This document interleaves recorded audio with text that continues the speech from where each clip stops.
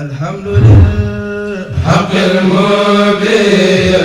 من كونه لي يبين على الكتاب